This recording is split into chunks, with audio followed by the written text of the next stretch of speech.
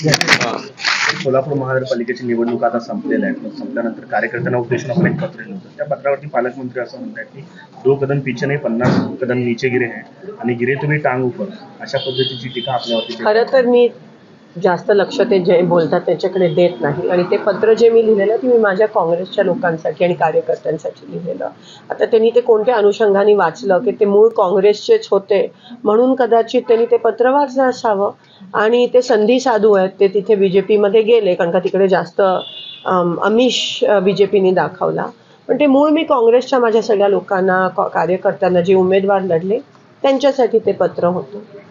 निवडणुका संपलेल्या आहेत, अशा वेळेस निवडणुका संपल्यानंतर जनतेनं कौल दिला तर विकासाची कामं त्याच्याकडे झाली पाहिजे. मला असं नव्हता अजूनही विरोधकांवरती टीका करण्यातच ते व्यस्त दिसत आहे. त्याच्याकडे आपण कशा तेच त्याच्यावरून कळतं की त्यांची संस्कृती काय आहे आणि ते कोणत्या पद्धतीत हे इलेक्शन लढले.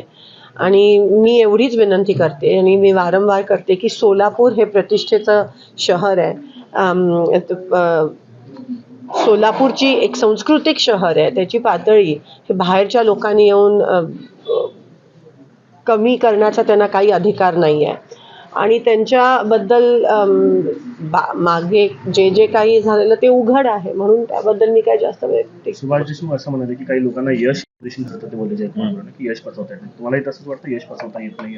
मी वोटिंगच्या दिवशी ज्या दिवशी तुम्ही सगळे भेटलेला त्या दिवशी ह्याबद्दल बोललेली की सत्ता काही लोकांना पहिल्यांदा बघतायत खूप दिवस आणि ही सत्ता कदाचित त्यांच्या डोक्यात गेली असं.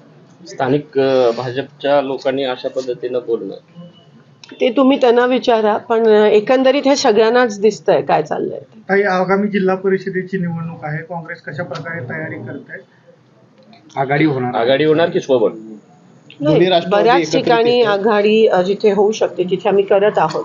तालुका लेवलला तो निर्णय घ्यायचा असतो. तालुका पण नाही पॅनल वाईज पण तो निर्णय काही ठिकाणी आम्हाला घ्यावा लागतोय आणि एकमेव काँग्रेसच टक्कर देते आणि आम्ही लढणार. कितीही त्यांनी सामदाम दंड वापरला, पैशाचा वापर, EVMचा वापर, तरी आम्ही एकमेव त्यांच्या विरोधात लढतोय. आणि ही तत्वाची लढाई आहे, ही विचारसरणीची लढाई आहे, ही गोरगरिबांवर होणाऱ्या अन्यायाची लढाई, ती आम्ही लढणारच. आम्ही कमी नाही पडणार, आम्ही मागे नाही सरकणार. आम्ही लढू, आम्ही हरू तरी आम्ही लढणार आणि आम्ही अर्थात जिंकण्यासाठीच लढतो. पण त्यांना ही लोकशाही आहे आणि त्यांना टक्कर देणं गरजेचं आहे. आणि ग्रामीण भागात लोक खूप वैतागले. जी शहरात परिस्थिती झाली ती शहरी वोटिंग पॅटर्न वेगळं असतं आणि ग्रामीण वोटिंग पॅटर्न वेगळं असतं. हे तुम्हाला लोकसभेत पण आणि विधानसभेत दिसून आलं.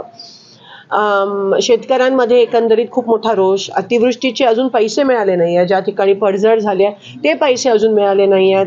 संजय गांधी निराधारचे पैसे वळवून लाडक्या बहिणीकडे गेलेत. आवास योजना त्या ठिकाणी झाली नाही आहे. रस्ते मोठ्या प्रमाणात पुरात वाहून गेले पण ते रस्त्यांचे पैसे पण अजून आले नाहीत.